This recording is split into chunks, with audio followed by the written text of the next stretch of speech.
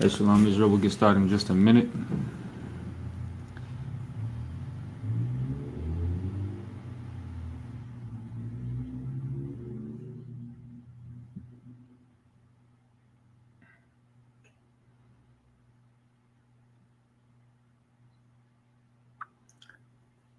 All right. All right, Shalom Israel. Yahweh Shem Yahushua Barak Thumb to the brothers. Yahweh Shamar Allah Thumb Shem Yahushua to the sisters. I'm Priest Officer Parak, holding down the Sabbath service for the ISUPK coming out of Arizona. If you're watching online, we got a physical school that we at right now. Brothers and sisters is at right now. 12416 North 28th Drive, suite number 4, right off of the corner of 28th Drive and Cactus. Make sure y'all show up. We got classes Tuesday through Friday from 7 to 9 p.m. And every Saturday we hold our Sabbath services from 11 a.m. to 1 p.m. All right. Today, we're going to talk about Christmas because we know that Christmas is right around the corner. Christmas will be on Monday, and it'll be a lot of children waking up early in the morning, going to wake their mother and their father up and say, "Daddy, Mommy, it's Christmas time, and we got to go open these presents and go sit in front of that evergreen tree." And we're gonna see why you do that. Like, we're gonna see why you celebrate Christmas. We're gonna go into the Bible, go into history, and we're gonna find out why you celebrate Christmas. Something that I always bring up is that you don't know why you do anything. Like, you don't know why you celebrate Christmas. You don't know why January 1st is the first day of the year, and that's the new you, new year, new you. You don't know why you do that. You don't know why you celebrate Thanksgiving. You don't know why you celebrate Valentine's Day. And there's a problem with that. You should understand that there's a problem with that. You should understand that there's a problem with not understanding why you're doing something. You just do it like a robot. And everybody always talks about being sheep and all of that, and don't be a sheep, but then they turn around and celebrate Christmas and don't even know the origin of Christmas. Don't even know why you celebrate it. We're gonna get all of that today, and we're gonna understand why it is that you do these things. And the very simple answer, I do this a lot, right? I always give y'all the answer before going through it. It's like y'all ever watch a movie and it start at the end. So like the way it starts off is the way the movie ends, and then it tells you how they got to that point. Well, that's how I do that a lot in these classes. The reason why you celebrate Christmas is because you're a slave, because you just do what your daddy, the white man, tell you. That's why you celebrate Christmas. And out now, once again, we're gonna find out how it got there. Find out how it got to that point.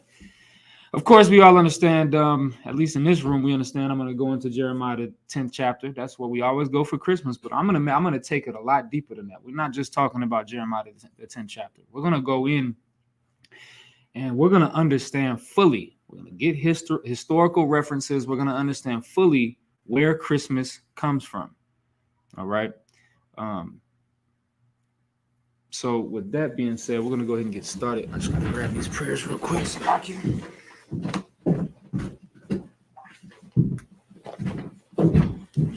So with that being said, we'll get started. Just make sure these are in the right order.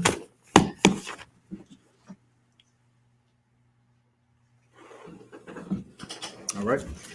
We'll get started with the prayer. Once again, this is the Sabbath service, so we'll open up with the prayers, then we'll break down the Hebrew, and then we'll get into the lesson. With that being said, let's get started. Anmayim, which means to stand. Panya Habudam, which means to turn and face the east, which that way. All right, we're going to get into the prayers, beginning with the Lord's Prayer in the Hebrew. Awanawa, Shabbat Shemayim, Kodash, Haya, Shamka, Yahweh, Malakwaka, Taba'ah, Ratazaka, Haya, Aisha, Ba'arataza, Kawa, Haya, Bashamayim, Nathalanawa, Lacham, Kalyawam, Wasalakanawa, Kawatnawa, Kasalaknawa, Kawatinawa, Wala'a, Tabayanawa, Manasai 1, Abal, Hawashai Nawa, Mayan, Raikaya, Laka, Amalagwa, wa Allah, wa tha para, la walam aman. In the English, our Father, which art in heaven, hallowed be thy name. Yahweh, thy kingdom come, thy will be done in earth as it is in heaven. Give us this day our daily bread, and forgive us our debts as we forgive our debtors. And lead us not to temptation, but deliver us from evil. For thine is the kingdom, and the power, and the glory forever. So be it. We're going to read the Hakak, or the power, in the Hebrew. Yahweh, Ba'ashem Yahushai, Babu Kushai, Nathan Nawa Hakak, Hakak Larapa'ah, Kal Maka'ala, Wakal Madawa, Hakat Latahar, Hamat Zarayim, Hakat Lahakwayam, Hamathium, Hakat, Al Rakawa, Hatama Allah, Lagar Shun, Ba'ashem Yahushai, the Wadaman. In the English. Yahweh, in the name of Yahushai, please give us the power. The power to heal all manner of sickness, and all manner of disease. The power to cleanse the lepers. The power to raise the dead. And the power against unclean spirits. To cast them out. In the name of Yahushai. Thank you. So be it.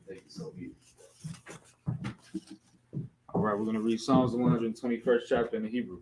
Asha'ah, Ayanya, Ahaharyam, Ma'ayan, Yaba'ah, Isaiah, Ma'aim, Yahweh, Aisha, Shamayam, Warataza, Al Yathan, Lamawat, Regalka, Ayanawam, Shamarka, Hana, La'a, Yanawam, Wala'a, Yayashan, Shamar, Yasha Allah, Yahweh, Shamarka, Yahweh, Tazalka, Al Yad, Yamyanka, Yawamam, Hashamash, La'a, Yakaka, Wayarach, Balayala, Yahweh, Yashamarka, Makal Rai, Yashamar, Ath, Napashka, Yahweh, Yashamar, Taza'afka, Waba, Wa'aka, Ma'itha, Wa'id, I will lump. In the English, Psalms 121st chapter. I will lift up mine eyes into the hills. From whence cometh my help? My help cometh from Yahweh, which made heaven and earth. He will not suffer thy foot to be moved. He will suffer thy foot to be moved. He that keepeth thee will not slumber. Behold, he that keepeth Yashala shall not slumber nor sleep. Yahweh is thy keeper. Yahweh is thy shade upon thy right hand. The sun shall not smite thee by day, nor the moon by night. Yahweh shall preserve thee from all evil. He shall preserve thy soul. Yahweh shall preserve thy going out, and thy coming in, from this time forth, and even forevermore. Psalms the 83rd chapter in the Hebrew. Alahayim, Al Damayalaka, Al Thakarash, Wa Al Tashakwat, Al Kayahana, Awayabika, Yahmayawan, Ra'ash, Al Imaka, Ya'ariyamwa, Sawada, Wayatha, Ya'itazawa, Al Tazapawanyika, Marwa, Lakawa, Wanakakidam, Magalia, Wala'a, Yazakar, Sham Yasha'ala, Awada, Kaya, Nawa Laba, Yakadwa, Alyaka, Barya, Yakarathwa, Ahalya, Adawam, Wayashamayaliyam, Mawa'aba, Wahagaryam, Gabal, Waimawan, Waimalak, Kalasha, I'm Yeshavia, Tazawar, Gam Ashawar, Nalawa, Imam, Hayawa, Zarwai, Labanya Lawat, Salah, Aishalaham, Kamadian, Kasaya, Sara'ah, Kayabian, Manakal, Kwayashwan, Nashamagwa, Ba'ayan, Dara, Hayawa, Daman La'adama, Sayathamwa, Nadab, Yabmawa, Ka'irab, Wakazaba, Wakazabak, Wakazal, Mana'ai, Kal, Nasayakamwa, Ashar, Amarwa, Nairashah, Lanawa, Af, Na'awath, Alahayim, Alahaya, Sayathamwa, Kagalgala, Kakwash, Lapanya, Rakah, Ka'ash, Taba'ira, Ya'ira, Wakalahaba, Talahat, Haryam, Khan, Tharadatma, Basairaka, Wabasa, Wapathka, Tabalam, Mala'a, Panyaham, Kwalawan, Wayabakwashwa, Shamka, Yahawa, Yabashwa, Wayabahawa, Ayai, Wayakaparwa, Wayabadwa, Wayadaiwa, Kayatha, Shamka, Yahawa, Labadka, Ayawan, Alka, Al-Ratazah. We're going to read that same chapter, Psalms 83rd chapter in the English. Keep not thou silence, O God. Keep not thy silence, O God. Hold not thy peace. Hold not thy peace. And be not still, O God. And be not still, O God. For lo, For lo, thine enemies make a tumult, thy enemies make a tumult. and they that hate thee have lifted up the head. They hate thee, have lifted up the head. They have taken crafty counsel against thy people, They have taken crafty counsel against thy people. and consulted against thy hidden ones. And consulted against thy hidden ones. They have said, They have said, Come, Come, and let us cut them off from being a nation, let us cut them off from you. that the name of Yasharallah In the name of Yahshua, may be no more in remembrance. may be no one remembers. For they have consulted together with one consent.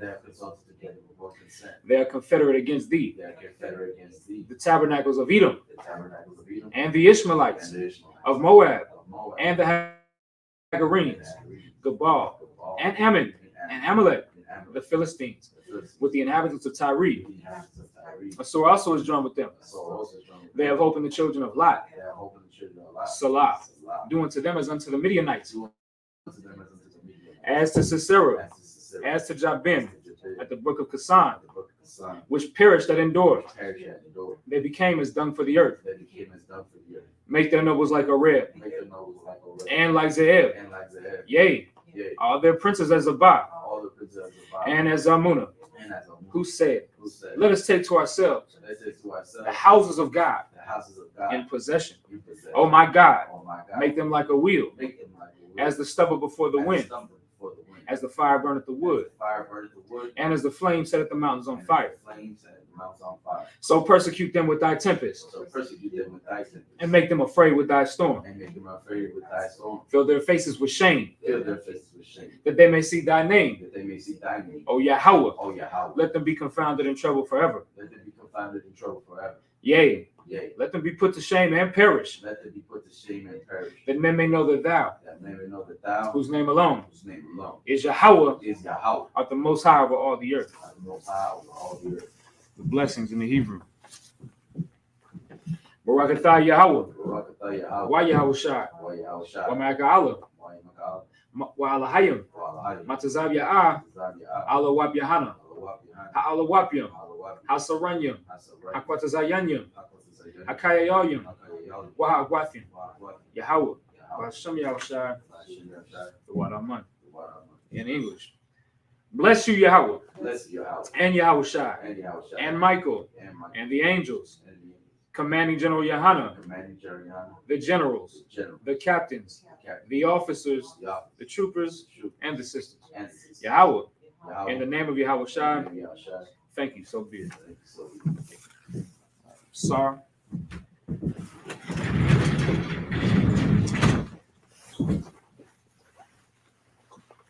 Y'all can be seated.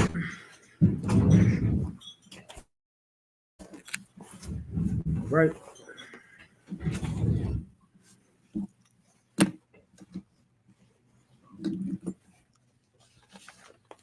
We're going to read Jeremiah, the 10th chapter. We're going to read the first 7 verses in the Hebrew.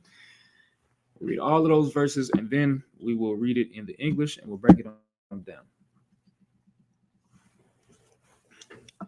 Once again, just as a reminder, we're going to be going over Christmas, the true origin of Christmas and why you celebrate it. All right.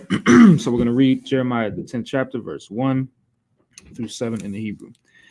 Shemaiah, Ath, Hadabar, Ashar, Dabar, Yahweh, Al Yakum, Bayath, Yasha'ala, verse 2. Kaha, Amah, Aslaki, Amar, Yahweh, Al, Dorak, Hagayum, Al, Thalamadwa,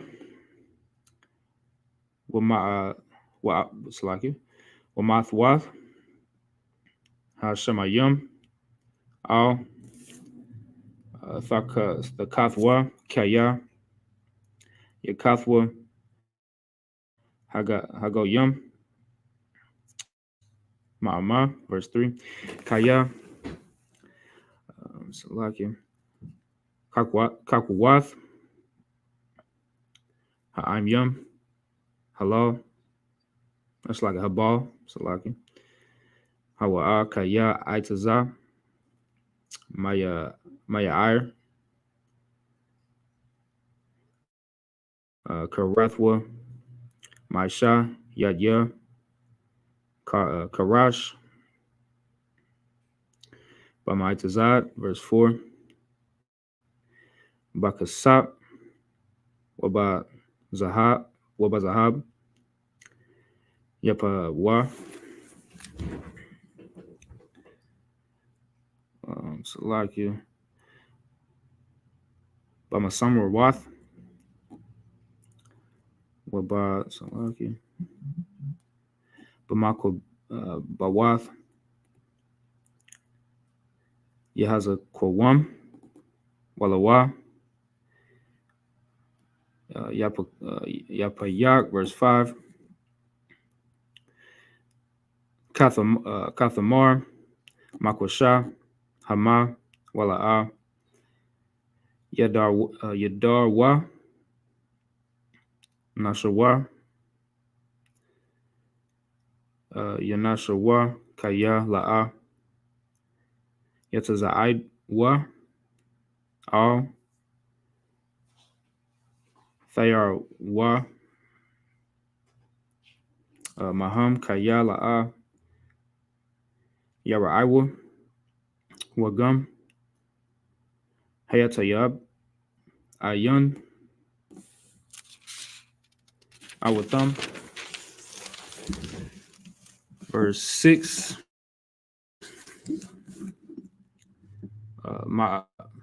Slaki Mayun, Bamba Slaki, Kamawak, Yahweh, got a wall, Atha, got a wall, Shamka, Bagawam, verse 7. Maya, La'a, Yarayak, it's like Yara'ak, Malak, Hagoyam, Kaya, Laka, Ya'atha, Kaya, Bakal, Kakaya, it's like Kakamya, Hagoyam, Wabakal, Malak, Salaki, Malak Wathma, Mayan, Kamawaka.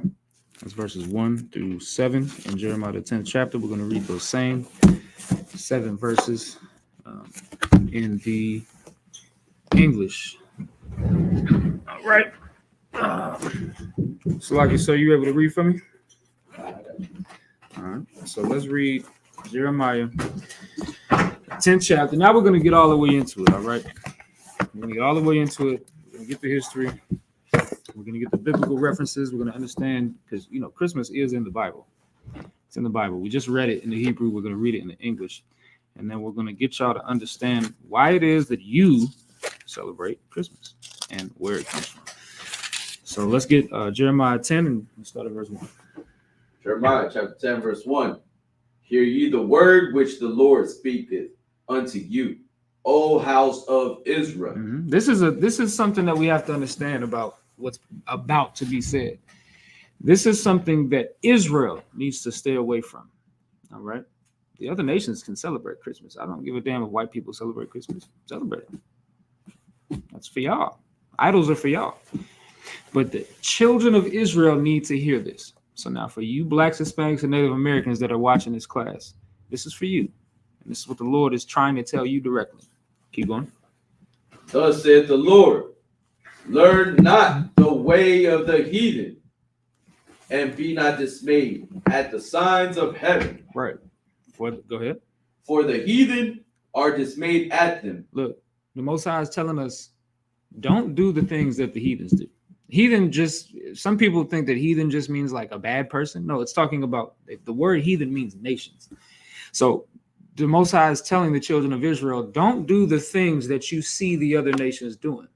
All right. This is the book of Jeremiah. Jeremiah was a prophet that lived during the Babylonian Empire and Babylonian captivity. Yeah, that's important for this class. You want to know why you celebrate Christmas? Well, it's because of the Babylonian Empire. It's because of the Babylonians. We're going to find this all out, but I want y'all to know the person that is giving and delivering this prophecy is living through the time of the Babylonian captivity. That's why this prophecy is so important. We were in captivity at the time of this prophecy, and who were we in captivity under? The heathen, the other nations. They're doing the thing that we're being told not to do because they don't follow our God, because our God is not for them, right? So he said, learn not the way of the heathen, and be not dismayed at the signs of heaven, for the heathen are dismayed at them. Okay. Why is that so important? Before we can even continue reading on, I'm going to have to go in and get some excerpts out of some articles. All right. Dismayed at the signs of heaven. What does that mean? Being dismayed at the signs of heaven, you're concerned with the stars and the moon and the sun and all of that. Well, that's where the white man came up with what's called the winter solstice. All right. There's a time when the season of winter becomes actively in effect, according to them, according to the white man's science. Now, we understand that there are seasons, but it just starts getting cold. You understand? And then it starts getting back hot again. Like, that's our seasons. But the white man got to put a specific thing on it called the winter solstice. And they do that by being dismayed at the signs of heaven. They're looking up at those stars and they're looking for when it's going to come. Well, Saturnalia is something that comes from the winter solstice and understanding the winter solstice, right? So I'm going to read something out of it's an article off of history.com. And you can find this. I just picked this source, but we can find this information everywhere, right? So I'm going to read it off of history.com.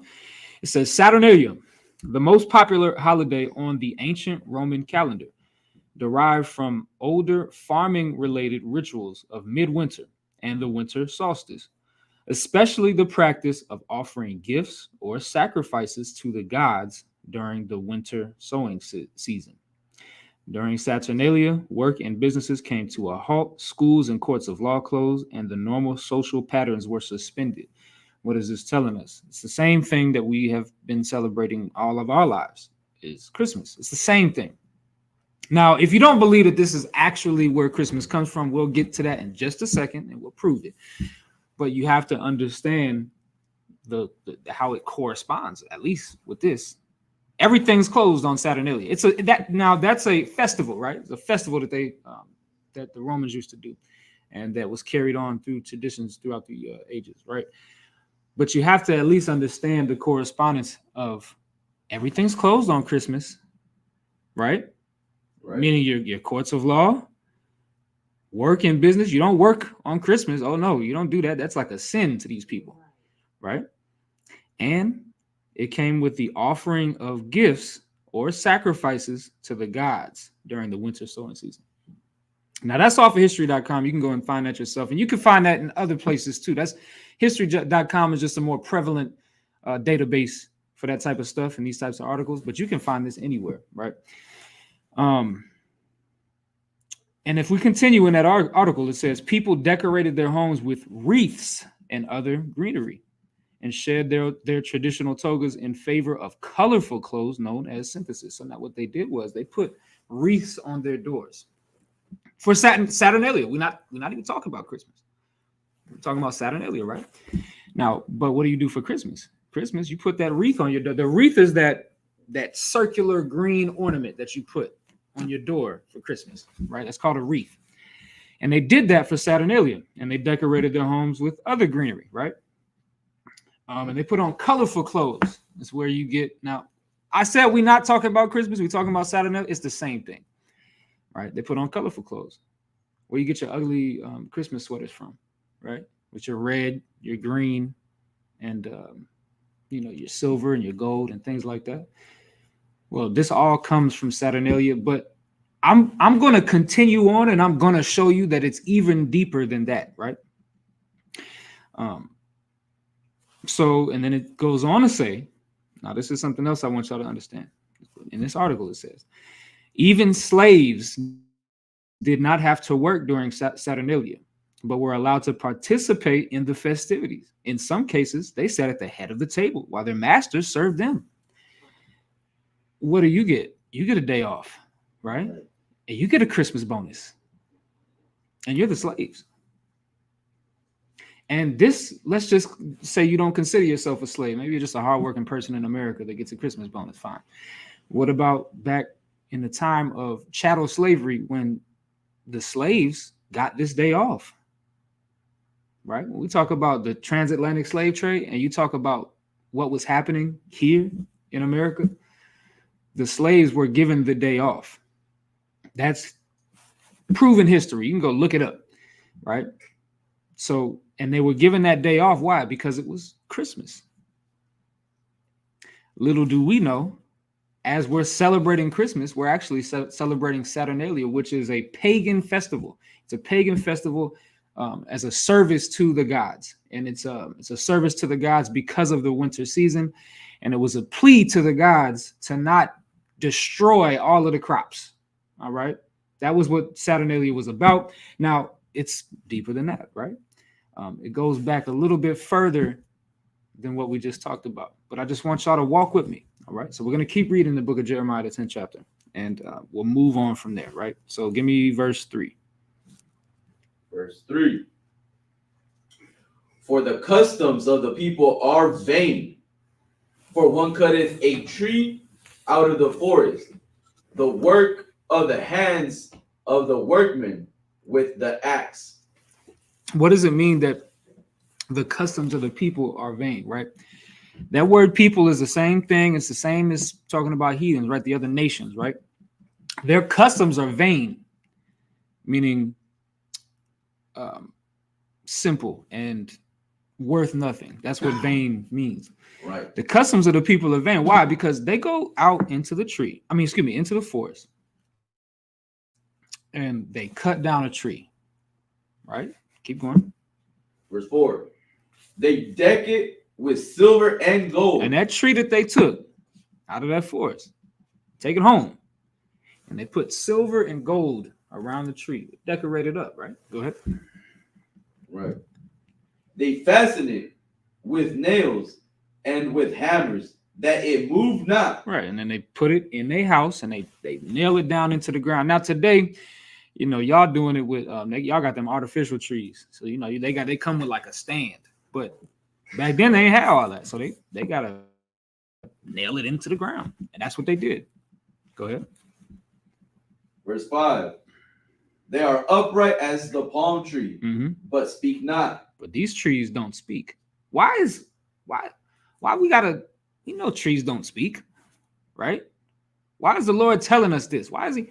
Keep going. Right. They must need be born.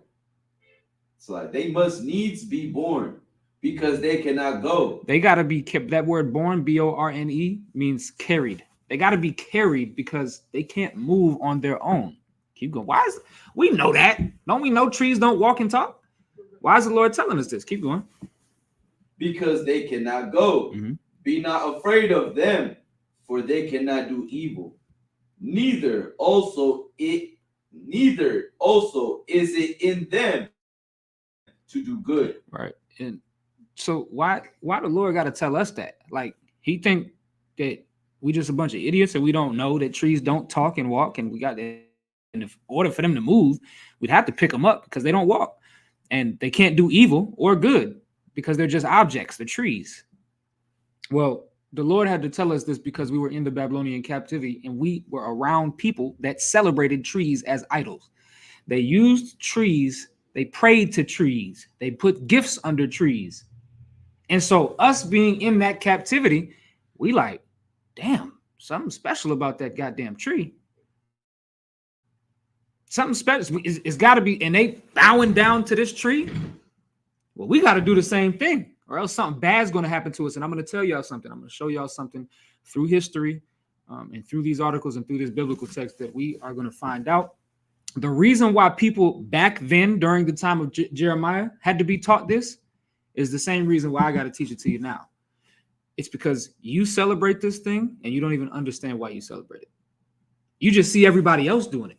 The other nations are doing it. So you like, that's part of my life now too.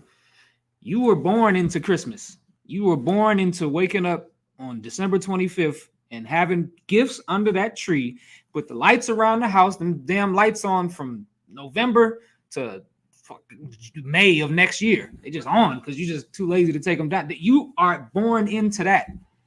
So we're going to find out why. So now I'm going to read something else. Now this comes from another article.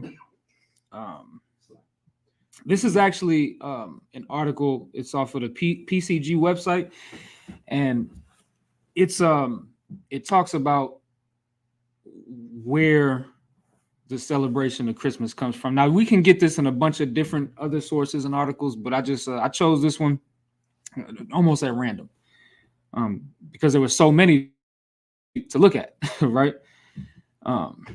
So we're going to read about somebody, and I'm going to tie this all together, right? We're going to read about somebody that's named Semiramis, right?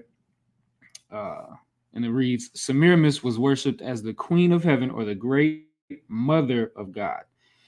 She committed fornication with the leading men at that time, coaxing them into accepting this mystery religion that took the place of the true worship of God. She even claimed that one of her illegitimate sons, Tammuz, which you can find in the Bible, which we're going to get in just a second, was brought into being by a magic beam of light from the great sun god, which is also what you celebrate when you go to that Sunday church, claiming the baby to be a reborn Nimrod, the promised seed of Genesis 3 and 15.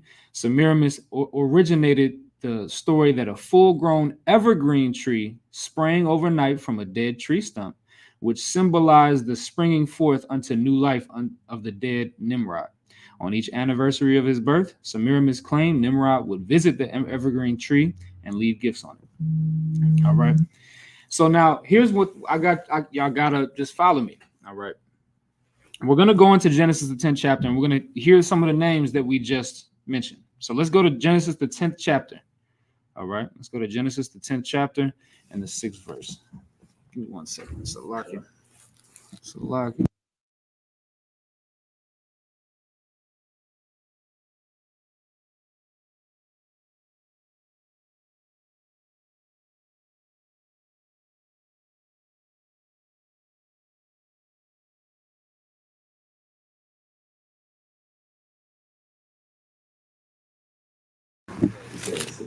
Yeah, Genesis chapter 6 and verse 10.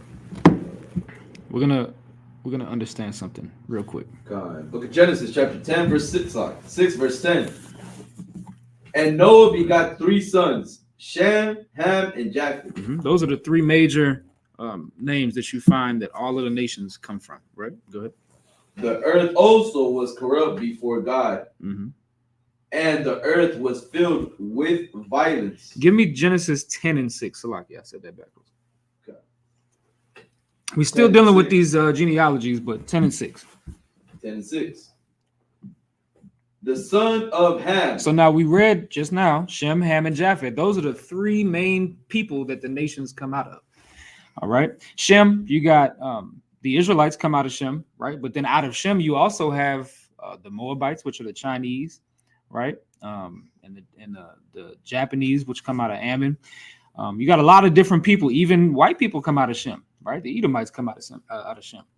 And then you have Japheth, which is where like your Polynesians, your Hawaiians, your Pacific Islanders, those types of people.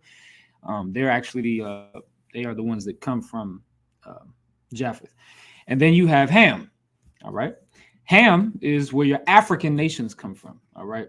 Um, so like your Ethiopians and things like that. Right.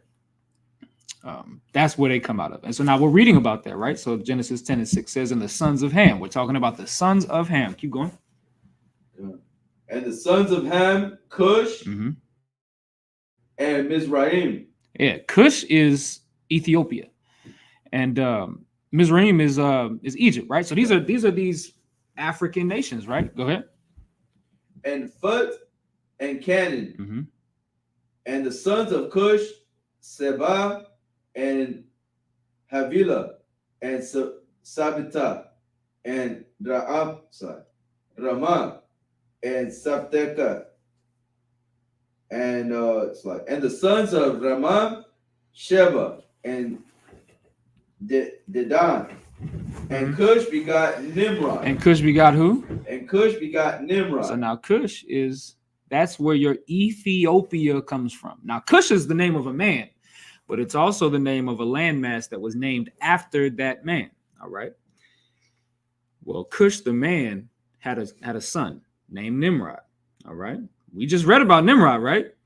And we read about how there's this evergreen tree at this time that was placed in a certain place, and people brought gifts to it because Nimrod came every year to that tree. All right. So at the same time every year. So remember why we're talking about Nimrod, right? Go ahead. He began to be a mighty one in the earth. Right. Go ahead. He was a mighty hunter before the Lord.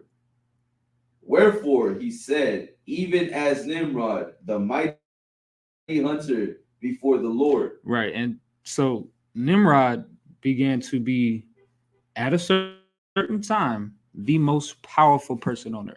Like he ruled the known earth for a period of time.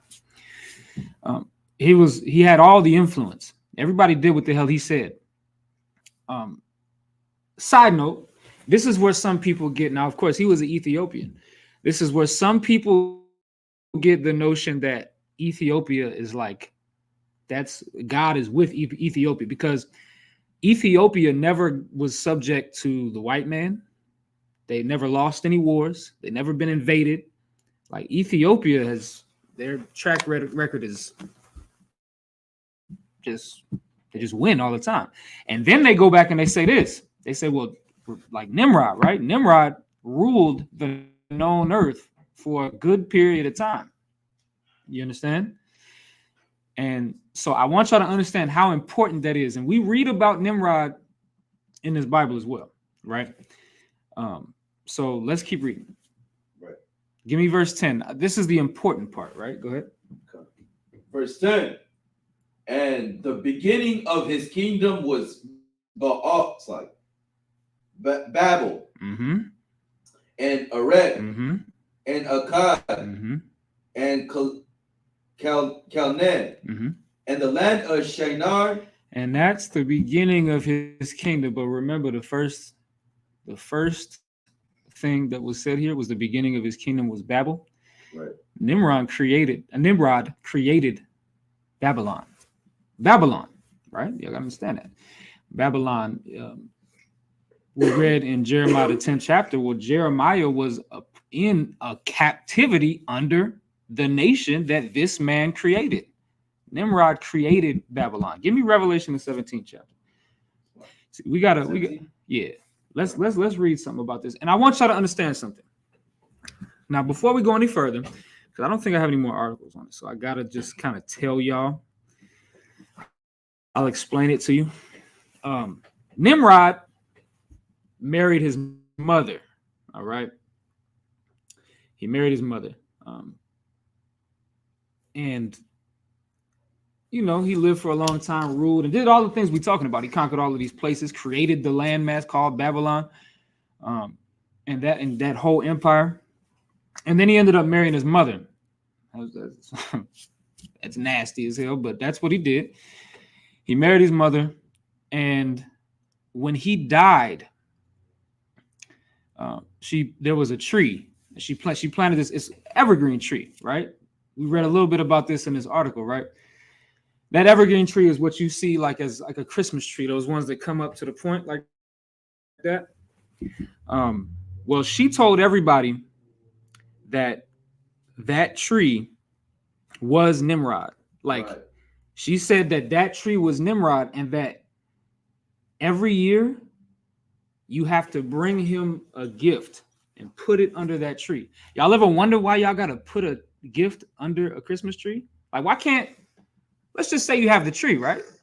But why I gotta put the gift under the tree? Why can't I just, hey, it's Christmas, let me give you this gift? Why can't we do that? Well, the reason why is because you don't know why you celebrate Christmas. You're actually celebrating this. You're celebrating Nimrod and you're celebrating Saturnalia. The customs of you putting the gift under the tree comes from Nimrod's mother / wife telling everybody, because everybody was so afraid of Nimrod, right? They thought he was supernatural. So when he died, that's the tree, that's Nimrod. Put this gift under this tree, or else you'll be cursed for the rest of the year. That's what she told them. And so they would all come and they would all get their gifts and they would put it under that tree. That's why you put gifts under a Christmas tree. That's why you do it.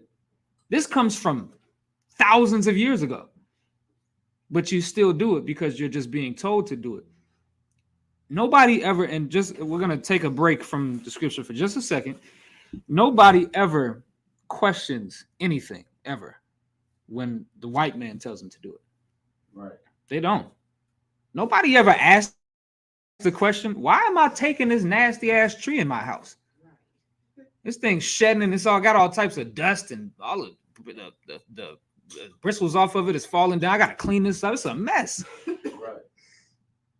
Nobody ever asked that. Nobody ever asked, well, why do I got to put the gift under the tree to give it to you when I could just give it to you? Why am I putting it under the tree? You're not even realizing that you're celebrating an age-old pagan holiday. Right.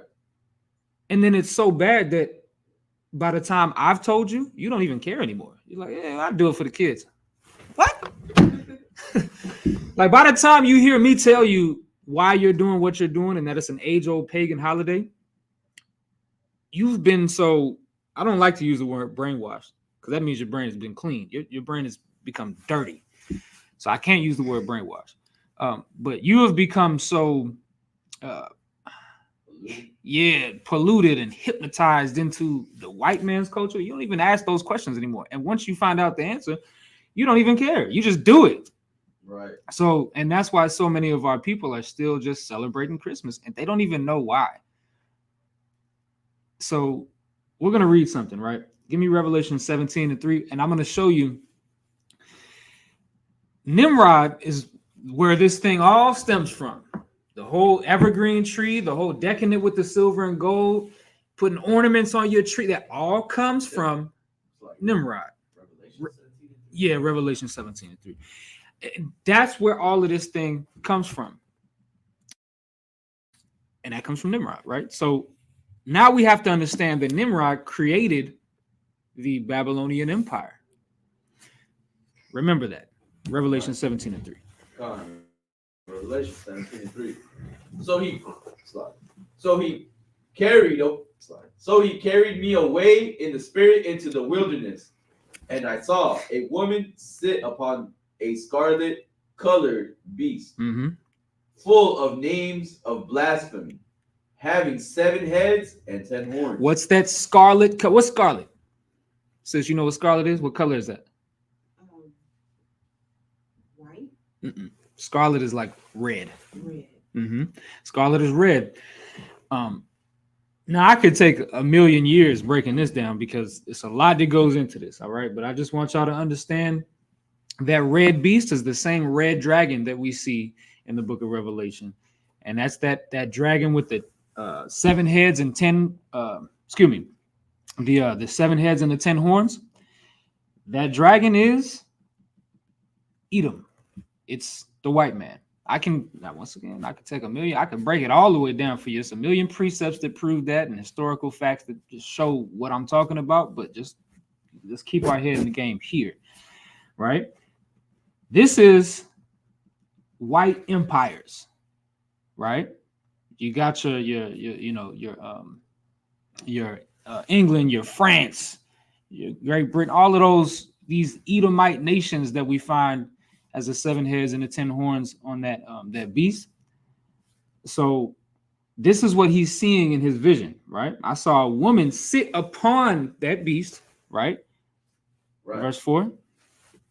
And the woman was arrayed in purple and scarlet color, and decked with gold and precious stones and pearls, having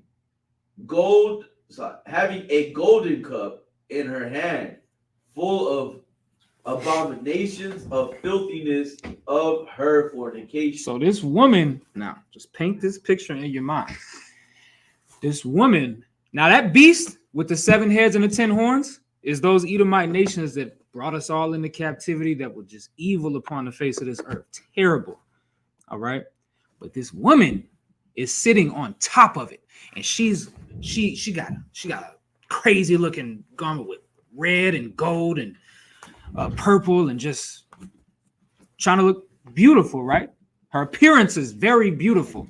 And she has a cup in her hand full of abomination. All right. So she's on top of this dragon. Keep going. And upon her forehead was a name written, Mystery Babylon the Great. Mystery Babylon the Great. Go ahead. The mother of harlots. The mother of harlots. Go ahead.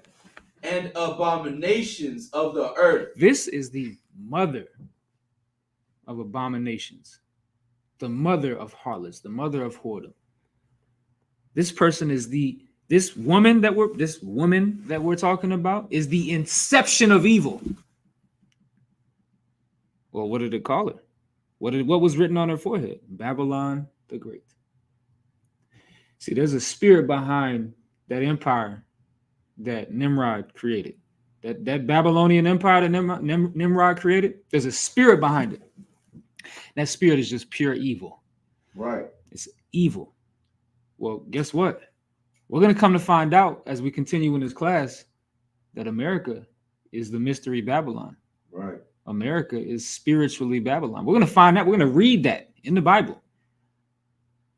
This whore that sits upon many waters. We're going to read that this place carries the same spirit that we're talking about here. Why is this so important when I'm talking about Christmas? Well, Christmas comes from Nimrod, who created your Babylon, and the same spirit that America lives in today. You're going to find out that Christmas is actually evil. Like, we don't just say it. Like, that comes from the Bible. And the reason why we're so fervent about trying to tell y'all to stop celebrating that garbage, because it represents evil. It represents abomination.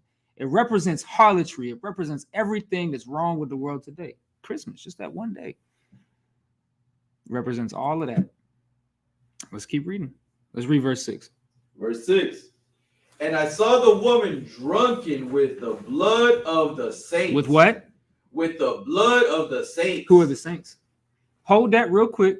Give me Psalms 50 and 5. We're going to come right back to that and finish that verse out, but I want to get who the saints are. We got to understand who the saints are. 50 and 5. Book of Psalms 50 and 5. Gather my saints together unto me. Those that have made a covenant with me by sacrifice. Who are the saints? Those that have made a covenant with the Lord. Well, who is in a covenant with the Lord? Only the Israelites. Nobody else. There is no other nation. We can jump back to Revelation 17. There is no other nation that has made a covenant, or really that the Lord has made a covenant with. There is no other nation that has made a covenant with the Lord, or the Lord has made a covenant with them. It's only been us. It's the children of Israel. So now it says, I saw the woman drunken with the blood of the saints, meaning this Babylon is responsible for the death of the children of Israel, the chosen people of God, the children of Israel. This Babylon is responsible for that. It's drunken with the blood of the saints, meaning it's been a lot of death. And you find that. You find that in the Bible. You find that under the Babylonian captivity that Jeremiah and Daniel had to go through, and all of these prophets had to go through. You find that our people was being put to death by these Babylonians, and then it comes into today, where here in America, we are being put to death. We had to go through that. 99 million. In just the span of 100, not even 100 years. Excuse me. What the hell am I talking about? In the span of I think it was 12 years. 99 million black men and women and children died through that chattel slavery. And then when we talk about the Native Americans, what's the number on that? 77 billion. 77 million? Billion. It couldn't be billion. I think it's 77 million. 77 million. Yeah. I think it's 77 million Native Americans were put to death just by those damn conquistadors. Them white men that came over here, and they went through the Trail of Tears. All of these, they got to be drunk in that blood. That's a lot of blood. Well, that's who this is talking about. It's talking about that woman, right, with that name of Babylon upon her forehead. That's America. I just want y'all to understand that. All right, but we're gonna keep reading. Let's finish off verse 6, and then we'll jump to the next chapter. Right. End of verse 6. And with the blood of the martyrs of Jesus. Right, and with the people and with the blood, they put to death the people, the brothers that stood up for Christ, that preached and teached Christ. Keep going. And when I saw her, I wondered the great admiration. I wonder with great admiration. He trying to figure this thing out. This woman, she's different. This ain't like I'm looking at a Ted Bundy. I'm not looking at somebody just he's just a serial killer that killed 10 or 12 people. No, this woman is what's the word that they're using? Drunken with the blood of the saints and with the martyrs of Jesus. She got a lot of blood on her hands, man.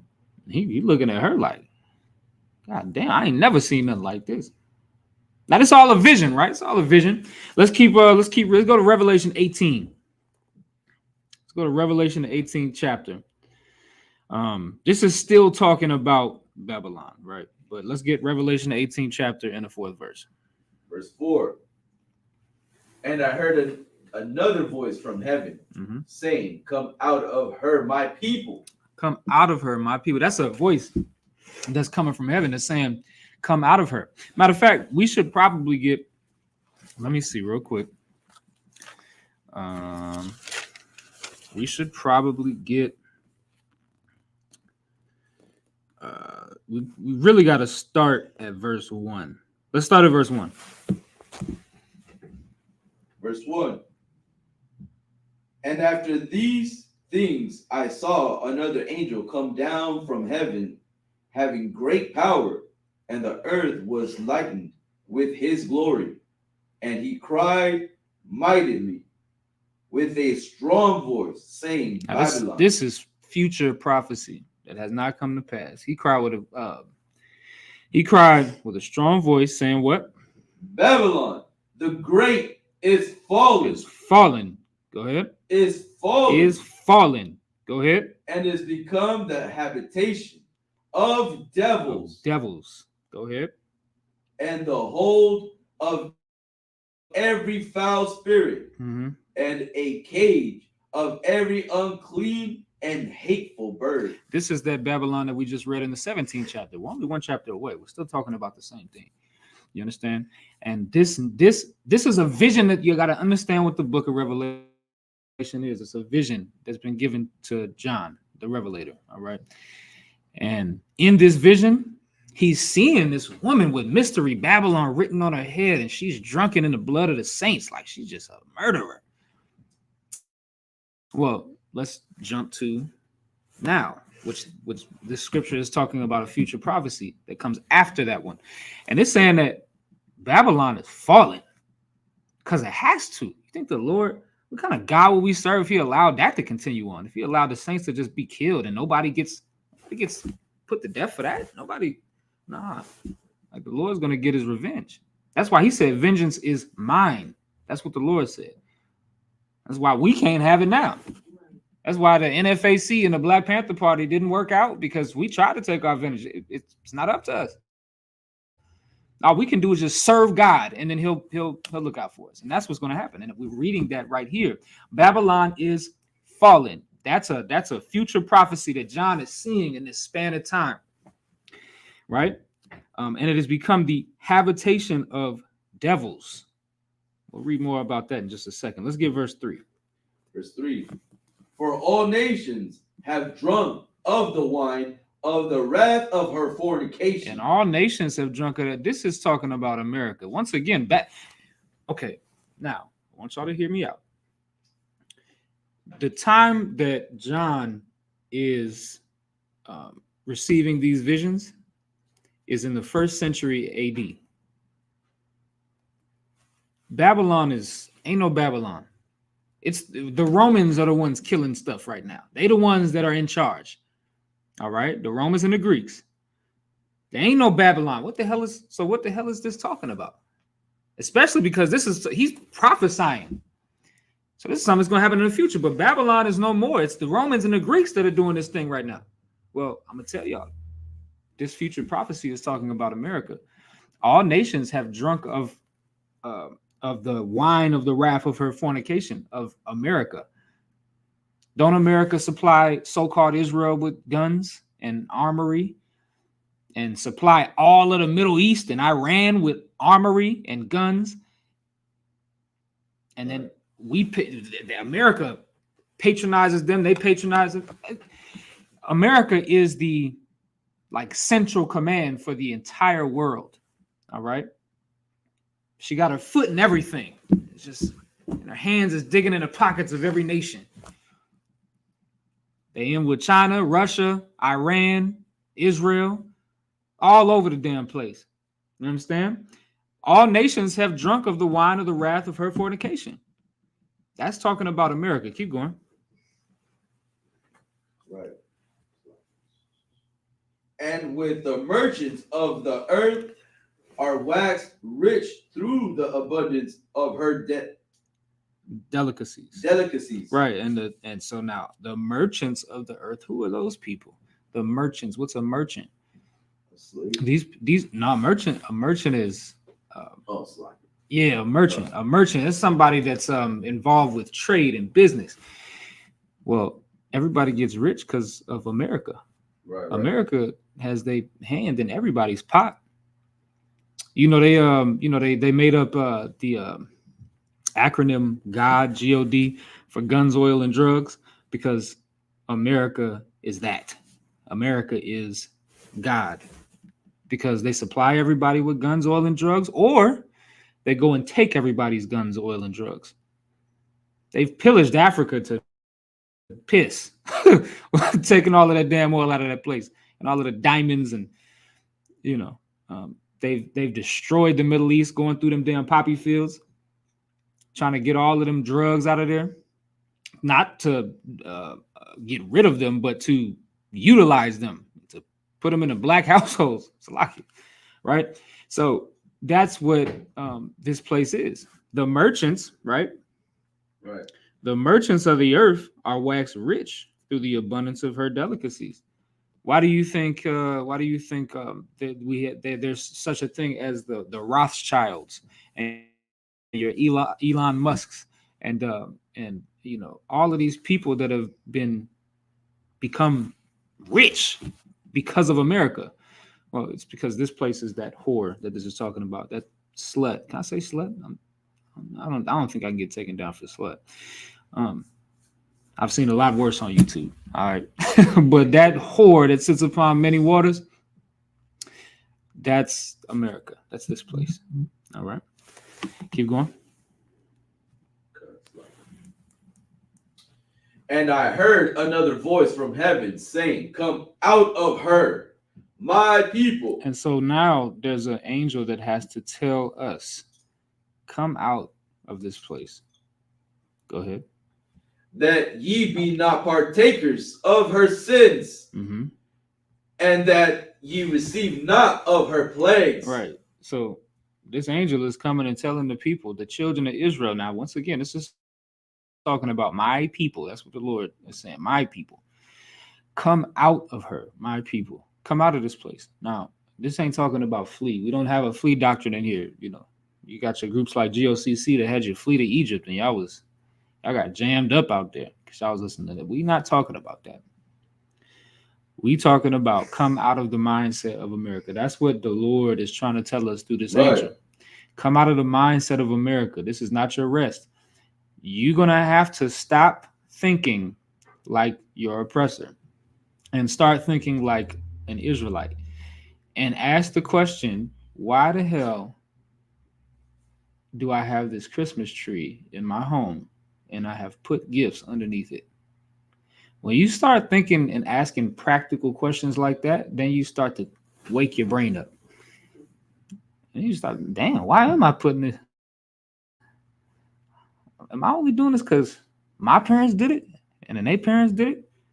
And then their parents did it? And then their slave master did it? That's the only reason I'm doing this? Because why the hell else? Why can't I just give my son a gift any other day? Why I gotta wait till December 25th to give my son a gift? He been bad all year. But I'm a bad parent if I don't give him a gift on December 25th. What's something? Nah, something wrong with this. This don't make any sense. You got to start thinking like that. If you don't, you're going to be stuck in Babylon. You'll be in that Babylonian mindset, which is the thing that the Lord hates. You can't be like that. You got to come out of it. So we're not telling you in order to stop celebrating Christmas, you got to go move to Paris. They do it there too. You can go to South Africa, they're going to do it there too. They do it all over the place because this has had an influence on all nations. So it ain't nowhere you can go to escape this unless you want to go into like some place where it's, you know, where it's just like a tribe of people that don't know anything at all. And they just like completely separated and then they're just going to kill you. Right. They don't want you there. What I'm telling you is this. Ain't nothing you can do to escape Christmas other than just don't do it. You can do it right here. We're in Arizona. We're in Phoenix.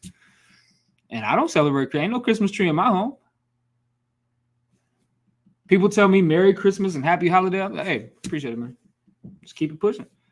But ain't nobody coming in my house like, nigga, it better be a Christmas tree in it. Nah, I'm not doing that. Nobody's doing that. They'll act like you're ridiculous for not celebrating Christmas. Like when I tell people that I don't celebrate Christmas, they're like, damn, what's wrong with you? Nothing wrong with me, man. Just don't, I don't do it. And that's simple. You just do that and not be a part of Babylon. Right. And it's like they make it seem like, oh, you miserable for not right. Like, oh, well, what's wrong with you? Like, you don't like gifts. Like, you know what I'm saying? Like, right. You don't like to get gifts. You don't like, you know what I'm saying? You don't like to have fun. Well, what do you do? Then what do you do is the next question. So then what do you do? Right? And that's I think that's the thing that everybody in the world thinks is that, you know what I'm saying? Like, we suffering here, right? They think that we're over here suffering. Nah, like, we out here, we have brotherhood. Yeah, I'm good. Like, we good. We have brotherhood. Monday, I got the day off from work, and there ain't no Christmas tree in my house, and my kids ain't even sad about it. Right. I got a what, 4-month-old, I got a 2-year-old, I got a 4-year-old, I got an 11-year-old, and I got a 13-year-old, and ain't none of them sad about there not being a Christmas tree. Right. They not mad or sad about it. It's okay. Right. Because we don't live according to what the white man tells us. We bought one of my sons a damn PS5 a few months back. We didn't wait till Christmas to do it. We just did it when he deserved it. He got all A's. We bought him a you know what I'm saying? Like, I don't have to wait until December 25th to buy my kids anything. Right. You get what I'm saying? It's that simple. Did you have more you wanted to say, sir? No, that's fine. Go ahead. So at my job, this Edomite they have the decorations with the the candy, the stuff you sit, the candy, the shoe, the stocking. Oh, the stocking. Yeah, yeah, It's yeah. all around, and then they have these little Christmas trees that they put on every table that in the break room for everyone to sit in. So the tree, I'll move the tree where I sit. I don't want to sit by Yeah, the tree. That's all y'all space. You can have the tree on your wherever you sit, but where I'm sitting, I'm not gonna have that tree. Right. So this one Edomite lady would see me move my tree, and she'd put two trees Damn. on my table. Dang. So therefore, every time I That's come, a devil for real. God every damn. time I come in there, I got to be moved two trees now from where I'm sitting at. Yeah. So I take it to the office and let them know, hey, I think it's very disrespectful. She knows that I don't celebrate Christmas, and she just constantly keeps doing it. Right. So I guess she had her little say so when she had got spoken to and telling the one of the higher ups there, whoever don't celebrate Christmas, something is just wrong with them. Out loud. So I'm like looking at her, and I was like, that is so. He was like, I apologize. She was wrong for saying that. I was like, that's like a racist comment to me. You know. He was like, we'll talk to her later. And it's like, I was just like, that's the thing. People go ham on Christmas. Yeah, it's because it's like, once again, this is once again, this is a spiritual fight that we fighting. And people talk about the Christmas spirit. That's the Christmas spirit. And if you're not in the Christmas spirit with them, they going at you. Yeah. I just see. And I'm a Christian. And I was like, you dang right. I couldn't help myself. I was like, you dang right. You can have that. You a Christian. Right. Right. Go ahead, sir. Nah, that's funny because it's like they really miserable though. Like, you know what I'm saying? Yeah. Down, they're really miserable. Oh yeah, they're going broke after the 25th. That's it. They hate it. They really do. They $20,000 in debt after that. Well, you gotta be there with them. You know what I'm saying? Like, you gotta be there in their like, yeah, like we gonna struggle. Nah, man, you can have that. Right. Who wants that? Yeah, man. I saw some people getting laid.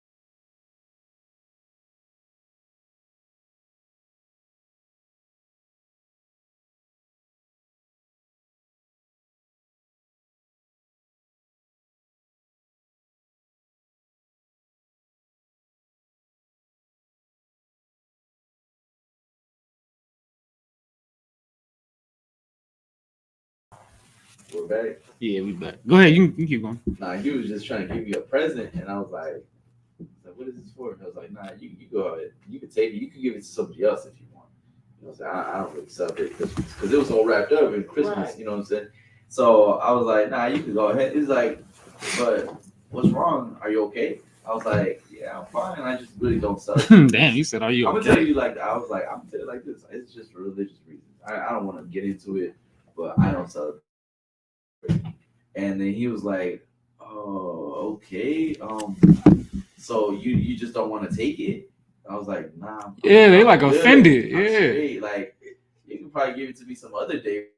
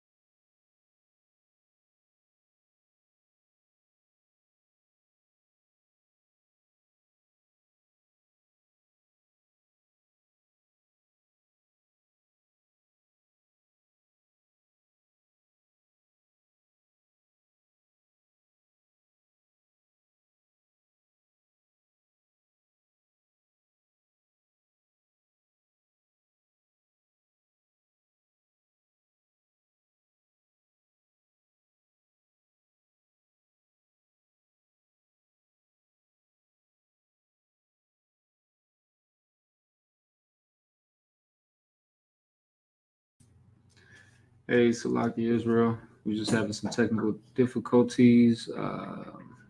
We should be back now. We should be back. All right. We're going to continue on from where we left off.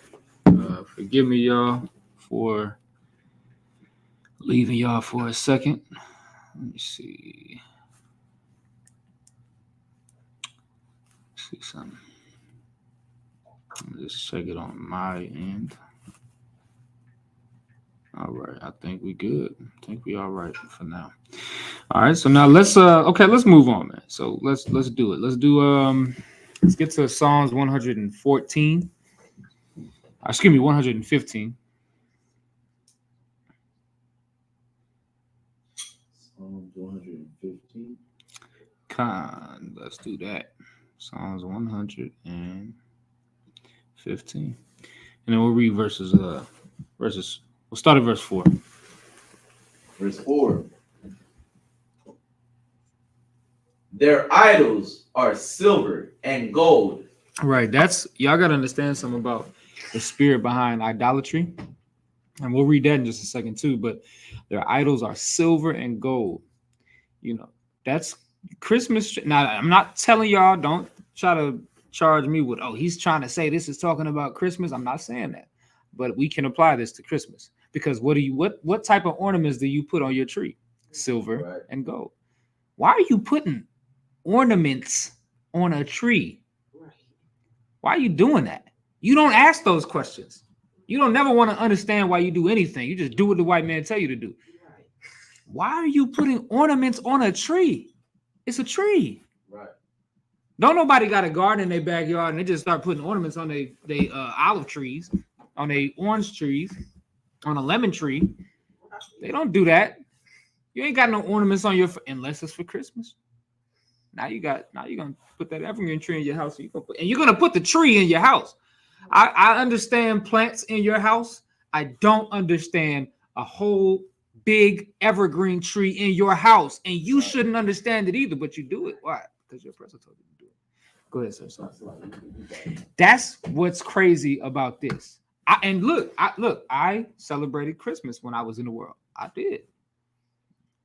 I woke up at 5 o'clock in the morning and told my mom and dad, hey, wake up, y'all. It's time to go. Let's get these presents going. I'm going to take that present from under the tree. I'm going to start. I've been there. I understand it. And I understand the whole Christmas. It's a demonic spirit. It feels good, but it's a demonic spirit. Wow. And it make you, and go ahead. No, I was just going to add, it's crazy because if you, like, I remember being as a child, like, if you did know what you were getting, or if you opened it up or tore it up or anything like that, like, you would get like even like in deeper trouble. Like they would be so upset or mad, like, you know what I'm saying? Like, why can't we just get it now? Right. Like, why would, if for Mexicans, like, right, in like America is more on 24th. America is more on 25th. Mexicans Mexicans do it like the Christmas Eve. Yeah, right. Yeah. So it's like, so we're just waiting there. Everybody getting drunk, and we're just waiting there for our presents. And everybody, as soon as at midnight, 12 o'clock, boom, everybody opens up. But if we're there like an hour earlier and we just open one up, it's like they get all upset. It's like all hell broke loose. It's a ritual. Like, yeah. You messed the ritual up. That's what I'm trying to say. So like, you got to understand, it's deeper than we don't just say, no Christmas. Like if you watch this class, there's a reason why we tell you that you should not and cannot, by the law of God, celebrate Christmas. It is idolatry. I know you don't understand that, but we're giving you the information to understand that. Listen, I like I just said, I used to wake up at the 5 and 6 o'clock in the morning and go get my parents up so I could get my gifts. But I never questioned why the gifts had to be under that tree. I never questioned why they went. Look, one year we went, I'm going to tell y'all something. One year we went to the forest of Arizona. It's like way up north. And we went and chopped down a tree. We went and did what Jeremiah the 10th chapter is talking about. Got a goddamn axe and started chopping the tree down. I'm like, And I was like, yeah, this I guess whatever for a Christmas tree. I never questioned why the hell we did that.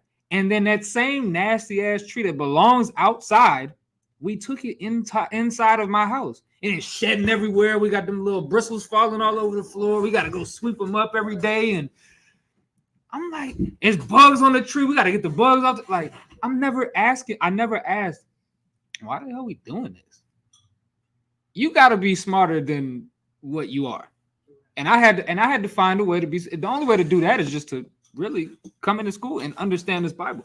Right. Because I never questioned it. It was just something that I was like a robot. I was just like, all right, whatever, that's what we're doing, I guess. You gotta get a tree for Christmas. But that's stupid as hell, yo. I understand the plant like in your window where the sun can hit it and you got like a little plant there. Right. You know, in like a little pot. But nigga, you brought a whole tree into your house? Trees are for outside. You don't even understand that because you're so in that Christmas spirit. So I'm trying to get y'all to understand the spirit behind it. It's demonic. Not demonic in the sense of like the exorcism demonic, but demonic in the real sense of like you have a plague in your brain that is not allowing you to understand that what you're doing doesn't make any sense. And that's part of the problem. And we got to get out of that. We got to get out of that whole mindset of just doing the things that we like tradition. Stop doing that. You celebrate Thanksgiving, you don't know why. You celebrate the New Year on January 1st, you don't know why. Like you do everything that you do is just like tradition. You celebrate your birthday because it's another year you've been alive. You don't even realize why you're doing that. I could teach a whole class about that. Now that's a pagan holiday too. Your birthday is the day that you get to be a god for one day out of the year. That comes from Rome. I can teach all of these. So what I'm trying to tell y'all is you got to stop and think for a second. And that's what we're doing. That's what this class is for. Hopefully this class is showing you how you have to just stop and think about what you're doing and why you're doing it. Nobody does anything with purpose anymore. You get up and you go to work and come home, and then you get your days off for these holidays and you celebrate these holidays, and you don't know why you're doing any of it. There's no purpose for you. You don't understand the purpose behind, you don't understand any of this. So that's all I'm trying to tell y'all. All right. But so I'll continue on in Psalms 115:4. It says their idols are silver and gold, the work of men's hands. All right. Verse 5 says, they have mouths, but they speak not. Eyes have they, but they see not. They have ears, but they hear not. Noses have they, but they smell not. They have hands, but they handle not. Feet have they, but they walk not. Neither speak they through their throat.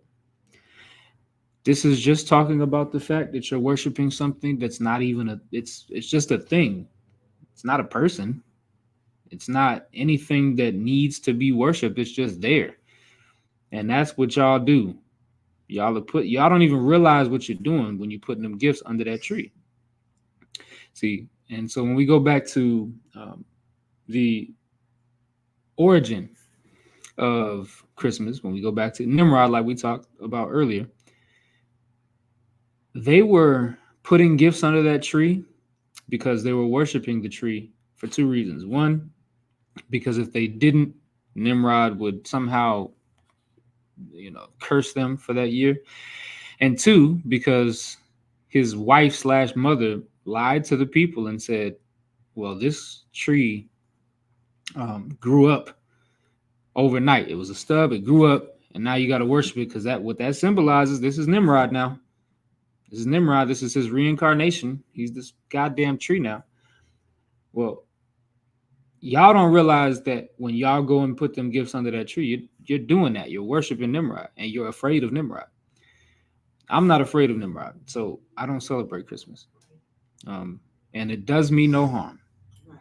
That's the other thing that a lot of people don't understand is, I don't think I've celebrated Christmas in like 6 or 7 years. It's not, my life isn't hell because of not celebrating Christmas. I'm all right. Like I'm good. My kids are good. But like my daughters, I bring this up. I got The daughters that actually do like watch things on maybe YouTube or whatever, they're real young and they, they whenever they see something Christmas or birthday or Halloween or any of these holidays, they always say, "Oh, no Christmas," and they turn it off. Even when they really didn't even know how to talk yet. They would come to me, and when something like that would come on, like a Halloween or something like that, or Christmas or something like that, they would always come to me and they would be like, because they didn't know how to work the tablet yet. They was young. They would come and be like, "Hey, no Christmas, no Christmas," basically telling me to get it off. Like they don't care. Right. My daughter, like that's what I'm trying to tell y'all. Like my daughters, they get gifts whenever I feel like it. I don't let nobody tell me when I gotta give my children gifts. I just give it to them when I feel like it. So we gotta just realize that it's not gonna kill you not to celebrate Christmas. Right. And now that you understand where it comes from, you should be willing to stop, unless tradition is more important to you than serving God. Right. And if that's the case, go ahead, just be it. I don't care. It's not no sweat off my back. I mean, I don't. My job is not to cry every day that somebody doesn't listen to me. That's not my job. My job is to teach you, and if you listen, you listen. If you don't, you don't. It's not gonna kill me if you don't listen. It'll kill you, but it won't kill me. I'll be all right. Christ's gonna come back one day, and he'll do what he do that day. So we're gonna read on. Let's go to Wisdom of Solomon, the 14th chapter. That's in the Apocrypha.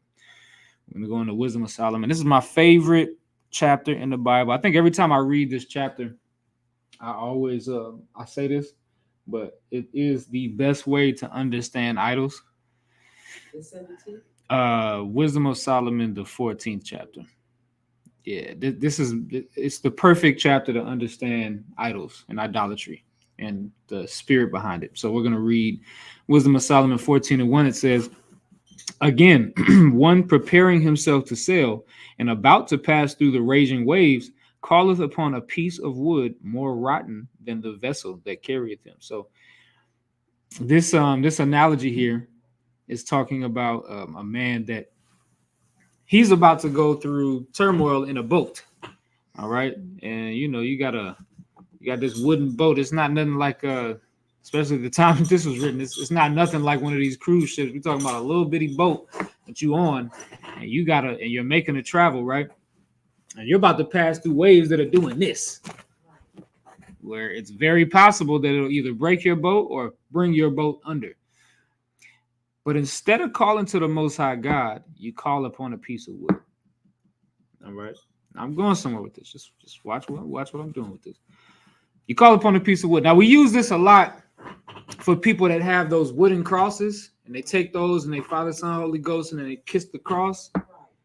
You're calling upon that piece of wood instead of calling on the Most High, and we use this a lot for that. But you got to understand that big ass piece of wood that you brought into your house, which is that tree, you're calling on that piece, that big piece of tree. I mean, that big piece of wood, that wood, you're calling on that too. I'm going to show you that you're serving that piece of wood, that big ass evergreen tree. I'm going to show you that you're serving it. That's why you have to have it. Ain't no Christmas without the tree. You can't just shove gifts in the corner. It has to be the tree there, and it has to be decorated. If you don't have a decorated tree, it's a problem. So I'm gonna show y'all that, but we're gonna keep going. Verse 11. We're gonna skip down to verse 11. Therefore, even upon the idols of the Gentiles there shall be visitation, because in the creature of God they are become an abomination and stumbling blocks to the souls of men, and a snare to the feet of the unwise. And that's what I'm trying to tell y'all. You don't understand why you celebrate Christmas. You don't understand why you have that tree in there. You don't understand it. And this passage is talking about you. Because in the creature of God, they are become an abomination and stumbling blocks to the souls of men, and a snare to the feet of the unwise. You're unwise. You don't understand. And it's a stumbling block because you are celebrating a pagan holiday, a holiday that was created to worship Nimrod and later transformed into Saturnalia, another worship of pagan gods. You don't even realize what you're doing. And that's what's called a stumbling block, because it will make the Lord look at you as though you don't want to serve him. That's how the Lord is going to view you having a Christmas tree in your home and putting presents under it and putting lights on it and silver and gold on it. The Lord is going to look at you like you don't serve him. And it's because you don't. And that's a stumbling block, because maybe you want to. Maybe you really want to serve God. And some of y'all might think that having a Christmas tree in your home is serving God. But that's a stumbling block. Somebody lied to you. And you have to realize that somebody lied to you. And that's the whole point of this class. All right. I'm going to keep reading. It says, verse 12. Verse 12. For the devising of idols was the beginning of spiritual fornication, and the invention of them the corruption of life. For neither were they from the beginning, neither shall they be forever. For by the vainglory of men they entered into the world, and therefore they shall come shortly to an end. These idols are they are the worship of the vainglory of men. Remember, the only reason you have that Christmas tree is because of the death of Nimrod, right? But it gets a little bit heavier. All right, so let me get verse 15. For a father afflicted with untimely mourning, when he hath made an image of his child soon taken away, now honored him as a god, which was then a dead man, and delivered to those that were under him ceremonies and sacrifices. That's your Nimrod, and that's your Christmas tree. This just said that people turned their children into idols because they lost them too soon.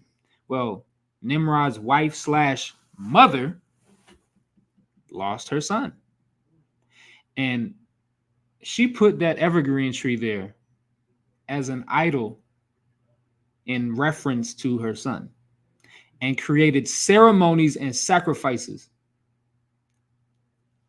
for her son through that evergreen tree, right? Remember, come and put your gift under this tree, or else you'll be cursed for the rest of the year. So let's do this one time a year, the same day every year, put that gift under that tree. Why'd she do that? Because her son died. And she created an idol in doing that. And it's powerful because y'all still doing it today in 2023. This happened damn near 3,000 years ago. But y'all still doing it. Well, this is where idols come from. Y'all got to understand that. And once you understand that, you should say, well, I guess that's it. No more Christmas for me. Because that's what I did. Not everybody has to be like me. But I want y'all to understand how simple it could be. Just, damn. Found out the truth about Christmas. I guess I ain't doing that no more.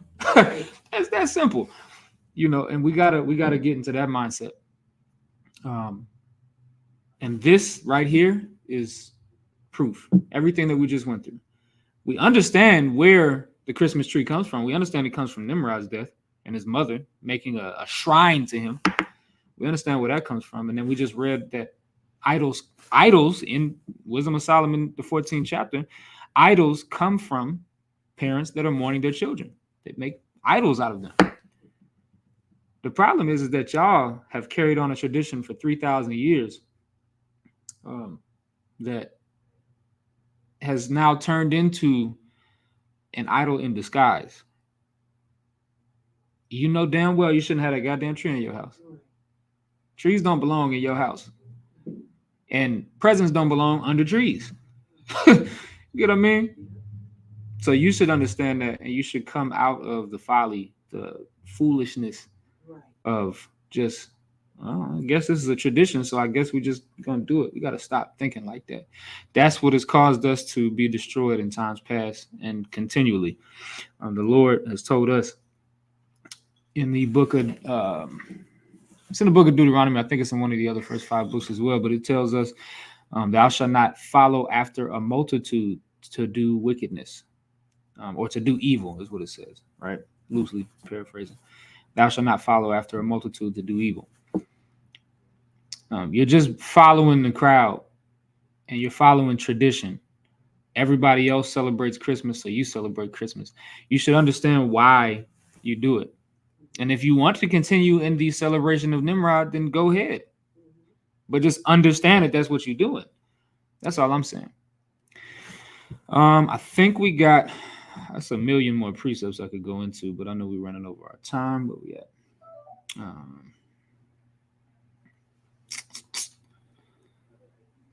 let's see. Yeah, we got to read this last one. So we're gonna go into the book of Judges real quick, and we're gonna hear how the Lord addressed Israel for their servitude unto other gods.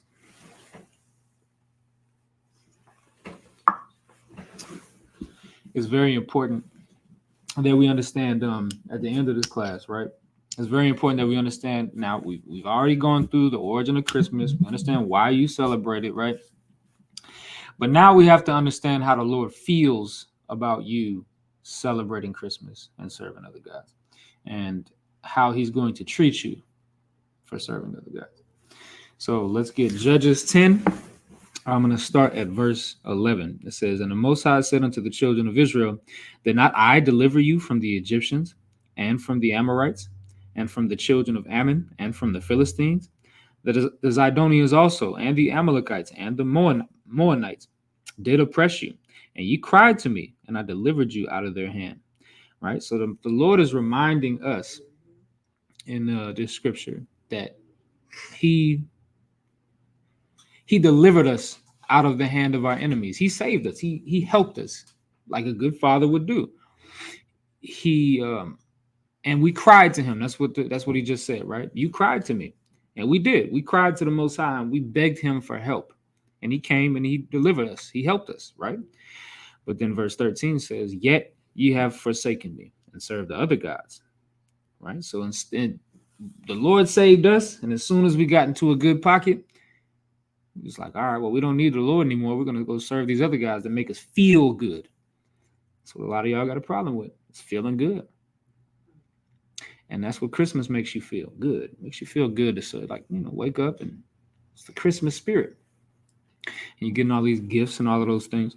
Well, the Lord is telling us that, we have left him to go serve other gods. So then he goes on to say, Wherefore I will deliver you no more. I mean, he's not going to save you anymore. He's done. He's done saving you. Go ahead. So I have a question with that, because when I read that, it say that he will deliver you no more. So will it happen, or like it's no more? Like, what do we have to do? Because he said no more. Yeah, what he's saying is that well, when we keep reading, it'll make a little bit more sense. But what the Lord is saying when he says, I will deliver you no more, it's as long as that we don't serve the Most High. Okay. He's not, what's he going to do for us? It's like a son that, the Most High is a father, right? And we're all his children.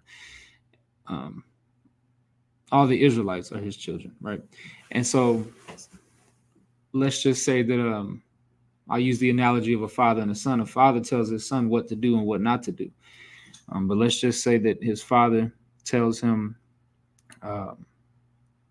stay away from those dudes up the street because they be on that corner selling dope and they're going to get caught up and you're going to be in a jam. And then as the son, you go out there and you like, I'm trying to listen to what Pop say. And you go out there and you're on the corner hanging with those dudes. And your father sees you and he's like, hey, son, I just told you, don't be out there with them. That's trouble. If you keep going out there with them, you're getting out of my goddamn house. You go live with them. Right? And then you as the father, you notice he's still out there with them cats. Well, you're going to put your son out. All right, no sweat. You want to be out there selling dope with them cats? Go be with them. You'll go to prison, you'll die, whatever, but you won't be in my household doing that. So then you kick your son out and he goes stay with them. The Lord allows us through Christ to come back home, though. You get what I'm saying? So what he's saying is, I'm not going to help you anymore. You're not gonna be under my roof doing this because what are we doing in this situation? We're serving idols. We're disobeying our Father, which is a sin that the Lord said that we should be put to death for, because we're serving idols. So, but we are through Christ allowed to come back home. You get what I'm saying? We can knock on their door one day and say, Pops, I'm done with those dudes. I see what you was talking about now. I'm knocking on the door, and my pops say, you know what? You can come back, son. You good. You get what I'm saying? So that's what's going to happen with the Lord. Like the Lord definitely, he said that he would never put us away. We are the ones that have separated ourselves from the Most High, right? By going and dealing with dudes on the corner, selling that dope. But we always can come back home to the Most High. You get that? Yeah. All right. So now I'm going to read that again. Verse 13, Judges 10 and 13. Yet ye have forsaken me and served other gods. Wherefore I will deliver you no more. So the Lord is saying, you don't get my help anymore. I'm not going to help you anymore. Verse 14 says, go and cry unto the gods which ye have chosen. Let them deliver you in the time of your tribulation. That's what the Lord is telling us. If you want to choose other gods, if you want to serve Christmas instead of serving the Most High, serve Christmas. And when you're in a time of trouble, don't call on the Lord. Don't you dare call on. And in 2 weeks, you're going to call on the Lord. You know why? Because you went into debt trying to buy everybody a goddamn gift for Christmas. You're going to call on the Lord. And he's not going to hear you because you didn't hear him. He's going to tell you, call on that Christmas tree. Right. Go bow down in front of that Christmas tree and pray to it and try to get it to give you what you think you need. Because you certainly didn't listen to my prophets when they told you not to celebrate Christmas. You didn't listen to me. So call on the Christmas tree. Go give that thing a hug. Give it a hug, rub it up and down, and try to get something out of that. Right. Jeremiah told you that these things don't have a brain. They got to be carried because they can't walk. They can't speak. But you're putting trust into that thing. And you ought to stop. The Lord is telling you, and this is what the Lord is going to tell you when you call on him. He's going to tell you to go and cry unto the gods which you have chosen. Remember that word. You chose to celebrate Christmas. Y'all think it's just a small thing and we just harping on little stupid stuff. No. You go back and watch this whole class and find out that celebrating Christmas is more than just, for the kids. It's more than just a tradition. You're doing something that the Lord hates, and it's disrespectful to my Father. It's disrespectful to my God that I choose to serve. You choose to serve Christmas. Go ahead. Just don't call on the Lord, because he's going to tell you to call on that Christmas tree and see what it could do for you. All right. That's just a little bit of edification. And for those that are planning on celebrating Christmas, it's the 23rd. You got 2 more days to decide between life or death. Right. You choose. Moses told you to choose life that you may live. With that being said, I'm going to go ahead and close out. I'm going to close up. Panyak with them. Close out with these prayers. These things are backwards. Hold on 1 second.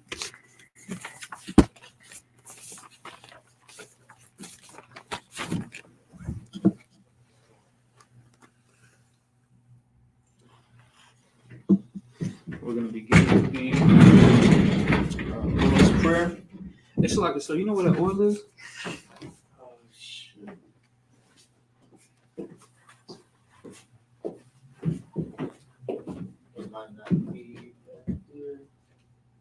Don't sweat it right now. Don't worry about it. We'll just get through the prayers and then we'll figure that out after.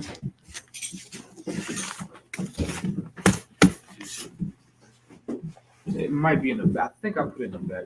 We can worry about that after. All right, we're going to close out, beginning with the Lord's Prayer.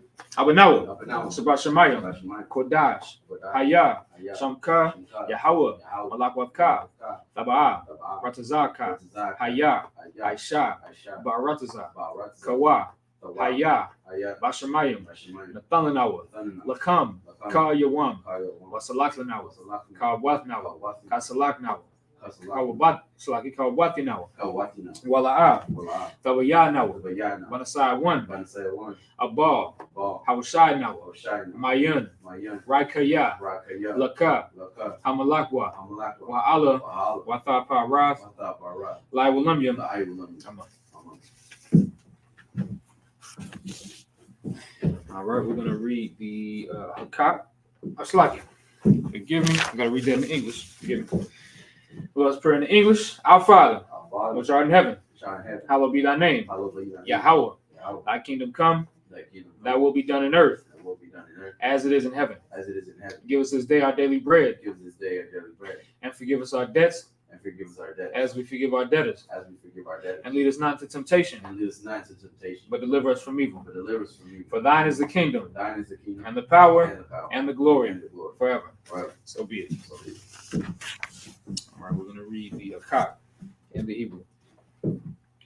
Yahweh, Yahweh, Ba'ashem Yahushai, Hashem Yahushua, Babukushai, Babu Kashah, Nathalanawa Hakak, Nathanael Hakak, Hakak Larapa'ah, Kala Rapa'ah, Kal Maka'ala, Kama Ka'ala, Wakal Matawa, Kama Dawa, Hakat Latahar, Kala Tahar, Hamatazabrayim, Hamasazraya, Hakat Lakwayam, Kala Kwayam, Hamathim, Hamat, Hakat Arakawa, Hakat Arakawa, Hatama'ala, Hatama'al, Lagashan, Lagat Hashem, Ba'ashem Yahushai, Hashem Yahushua, the Wadaman, the water of money. in the English. Yahweh, Yahweh, in the name of Yahushai, in the name of Yahushua, please give us the power please give us the power to heal all manner of sickness the power to heal all men of sickness and all manner of disease, and all manner of disease, the power to cleanse the lepers, the power to cleanse the the leper, power to raise the dead, the power to raise the dead, the power against unclean spirits, the power against unclean spirits, to cast them out. to cast them out. In the name of Yahushai, In the name of Yahushua, thank you, so be it. thank you, so be it. All right, we're going to read Psalms, the 121st chapter in the Hebrew. Asha'ah, Asha'ah, Ayanya, Ayanya, Ahaharyam, Ahar, Mayan, Mayan, Yaba'ah, Yavah, Azarya, Azar, Azarya, Azar, Ma'aim, Ma'an, Yahweh, Yahweh, Aisha, Asha, Shamayam, Shamayam, Wa'aratazah, Warat, Ayathan, Ayathan, Lamawat, Lamawat, Ragalka, Galka, Ayanawam, Ayanawam, Shamarka, Shamar, Hana, Hana, La'ah, La'ah, Yanawam, Yanawam, Wala'ah, Wala'ah, Yayashan, Yesha, Shamar, Shalmar, Yashala, Yashua, Yahweh, Yahweh, Yashamarka, it's like it, Shamarka, Shamar, Yahweh, Yahweh, Tazalka, Tazal, Al Yad, Al-Yad, Yamyanka, Yamyaka, Yawamam, Yawamam, Hashamash, Hashemah, La'ah, La'ah, Yakaka, Yakaka, Wayarak, Wayara, Balayala, Wayala, Yahweh, Yahweh, Yashamarka, Yashmar, Makar Rai, Makal, Rai, Yashamar, Yashmar, Athnapashka, Atnapash, Yahweh, Yahweh, Yashamar, Yashua, Tazaathka, Taza'at, Waba, Wabah, Waka, Waka, Ma'itha, Wa'aitha, Wa'id, Wa'ai, Awalam. Awalam. All right, we're going to read Psalms 121 in the English. I will lift up mine eyes into the I will hills. lift up mine eyes into the hills. From whence cometh my help? Whence cometh my help? My help cometh from Yahweh, My help cometh from Yahweh, which made heaven and earth. which made heaven and earth. He will not suffer thy foot to be moved. He will not suffer thy foot to be moved. He that keepeth thee will not slumber. He that keepeth thee will not slumber. Behold, Behold, he that keepeth Yasharallah he that keepeth Yashua shall neither slumber nor sleep. shall not slumber nor sleep. Yahweh is thy keeper. Yahweh is thy keeper. Yahweh is thy shade upon thy right hand. Yahweh is thy shade upon thy right hand. The sun shall not smite thee by day, The sun shall not smite thee by day, nor the moon by night. nor the moon by night. The Lord, Yahweh shall preserve thee from all evil. Yahweh shall preserve thee from all evil. He shall preserve thy soul. He shall preserve thy soul. Yahweh shall preserve thy going out Yahweh shall preserve thy going out and thy coming in and thy coming in from this time forth from this time forth and even forevermore. and even forevermore. All right, we're going to read the 83rd chapter of Psalms in the Hebrew. Alahayim, Alahai, Adam Yalaka, Adam Yalaka, Al Thakarash, Al Thakarah, Wa Thashakwat, Al Thashpat, Al Al Kayahana, Kayahna, Awayabyaka, Al Yabika, Yahamayawan, Yahamayawan, Ra'ash, Al Imaka, Al Yariyamwa, Ariyam, Sawada, Sawada, Wayatha, Wayatha, Yaitazawa, Aitazawa, Al Tazapawanyaka, Atazapawanika, Amarwa, Amarwa, Lakawa, Lakawa, Wanakakyadam, Wanakakidam, Magalia, Galia, Wala'a, Wala, Yazakar, Yazakar, Sham Yashala, Shem Yeshua, Awada, Awada, Kaya, Kaya, Nawaitazawa, Nawaitazawa, Laba, Lava, Yakadwa, Yakadwa, Al Yakab, Ayaka, Baryath, Barya, Yakarathwa, Yakarath, Ahaya, Ahali, Adawam, Adawam, Wayashamayaliyam, Wayashamaali, Mawaaba, Mawab, Wahagarya, Magarya, Gabal, Gabal, Waimawan, Waimawan, Waimalak, Wamalak, Palashaf, Palashah, I'm Yeshabia, I'm Yeshebi, Tazawar, Tazawar, Gam Ashawar, Gam Ashawar, Nalawa, Nalawa, Imam, Imam, Hayawa, Hayawa, Zarwai, Zarwai, Labanya Lawat, Labanya Lawat, Salah, Salah, Aishalaham, Ashalaham, Kamadyan, Kamadyan, Kasaya, Kasaya, Sara'ah, Sara'ah, Kayabian, Kayab, Banakal, Banakal, Koyashwan, Kayashwa, Nashamagwa, Nashamad, Bayan, Bayan, Dara, Dara, Ayawa, Ayawa, Daman, Daman, La'adama, La'adam, Shayathamwa, Shaytamu, Nadab, Nadab, Yamawa, Yamawa, Ka'irab, Ka'arab, Wakaza Abba, Wakazahab, Wakazabak, Wakazabak, Wakatazal, Wakatazal, Manai, Manai, Call, Call, Messiah Comwell, Messiah Kamu, Ashar, Ashar, Amarwa, Amaru, Nair Rashad, Nari Ashar, Lanawa, Lanau, Ath, At, Nawath, Nawat, Alahayim, Alahai, Alahayim, Alahai, Shayathamwa, Shaytamu, Kagalgala, Kagagu, Kakwash, Wash, Lapanya, Lapanya, Rakah, Rakah, Ka'ash, Ka'ash, Tabaira, Slide, Tabaira, Tabai, Ya'ira, Ya'ir, Wakala Haba, Wakalaba, Falahat, Alahai, Aryam, Aryam, Khan, Tharadakma, Taradam, Basairaka, Basar, Wabasa, Wabasa, Wapathka, Wapat, Tabahalam, Tabahala, Mala'ah, Mala'am, Panyaham, Panyam, Kualawan, Kualawan, Wayabakwashwa, Wayabakash, Shamka, Shamka, Yahweh, Yahawah, Yabashwa, Yabash, Wayabahawa, Wayabahaw, Ayai, Adiyai, Wayakaparwa, Wayakapar, Wayabagwa, Wayabat, Wayadaiwa, Wayada'aw, Kayatha, Wayatha, Shamka, Shamka, Yahweh, Yahawah, Labadka, Labatka, Ayawan, Ayawan, Alka. Alka, All right, this up. Aradza. We're going to read Psalms 83rd chapter in the English.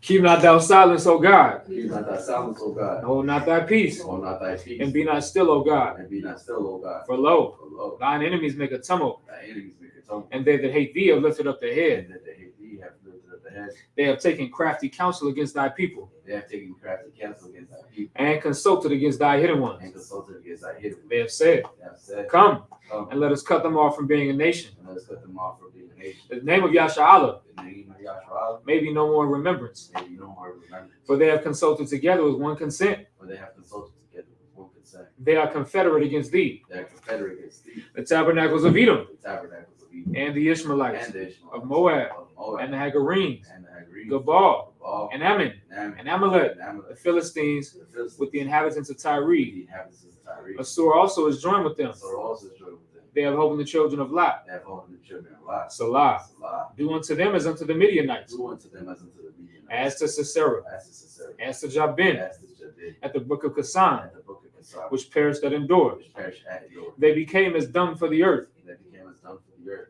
Make their nobles like Oreb, Make their nobles like Oreb. and like Zeel. And like Zeed. Yea, Yea. all their princes as Abah, All their prisoners of Bob. and as Amunah, And as who Amun. said, Who said, Let's take to ourselves let's take to ourselves the houses of God the houses of God. in possession. Possession. Oh my God, Oh my God. make them like a wheel, Make them like a wheel. as the stubble before the wind, As the stubble before the wind. as the fire burneth the wood, As the fire burns the wood. and as the flame setteth the mountains on fire. The flames set the mountains on fire. So persecute them with thy tempest, So persecute them with thy tempest. and make them afraid with thy storm. And make them afraid with thy storm. Fill their faces with shame, Let the faces with shame. that they may see thy name. That they may see thy name. O O Yahweh, Yahweh. let them be confounded in trouble forever. Let them be confounded in trouble forever. Yea, Yea. let them be put to shame and perish, Let them be put to shame and perish. that men may know that thou, That men may know that thou, whose name alone whose name alone is Yahweh, is Yahweh, art the most high over all the earth. art the most high over all the earth. All right, we're going to read the blessings in the Hebrew. Barakatah Yahweh, Barakatah Yahweh. Wa Yahweh Shai, Wa Yahweh Shai. Wa Ma'aka'Allah, Wa Ma'aka'Allah. Wa Alahayim, Wa Alahayim. Antazab Yah, Atazab Ala Yah. Wab Yahana, Alawak Yahana. Ha'alawapyam, Alawak. Hasaranyam, Asaranyam. Akwatazayanyam, Hakazazayanyam. Hakayayam, Hakayayam. Wa Agwathim, Wa Akwati. Yahweh, Yahweh. Wa Hashem Yahweh Shai, Wa Hashem Yahweh Shai. Wa Raman. Wa Raman. In the English. Bless you, Yahweh, Says Yahweh. and Yahweh Shai, And Yahweh Shai. and Michael, Michael. and the And angels, the commanding General Yahana, Commander Yahana. the generals, The general. the captains, The captain. the officers, the troopers, The troop. and the sisters. And the sisters. Yahweh, Yahweh. in the name of Yahweh Shai, In the name of Yahweh Shai. thank you, so be it. Thank you so much. All right, sorry while you're shopping, you could be seated. Give me 2 seconds. Let's see if I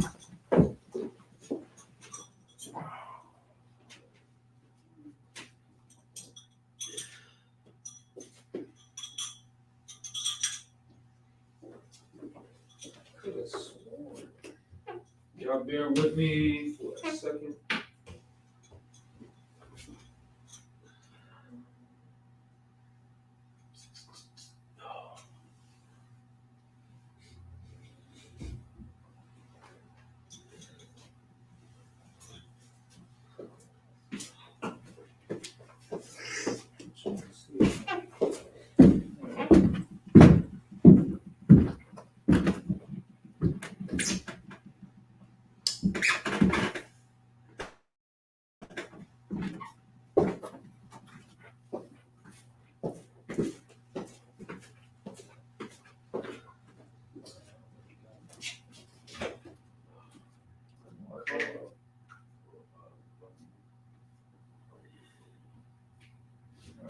I'm gonna just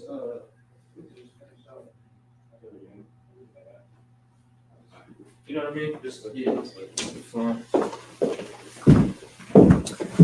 All right.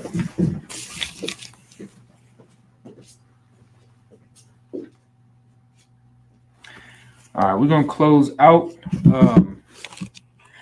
Since for the anointing, we'll wait till after. All right. Just a men of Israel, Imagine. Close out the Sabbath service. Imagine Shabbat. Imagine Barak. Yahweh Hashem Yahushua Barakatah. Sorry towards the system. Sister, you can stand. Imagine. You can get a sister a courtesy salute as well. Imagine Shabbat. Imagine Barak. Yahweh Shamar Allah Hashem Yahushua. Yahweh Shemar Latham Bahasham Yahweh Shai. All right, Yajim Matah. Dismiss.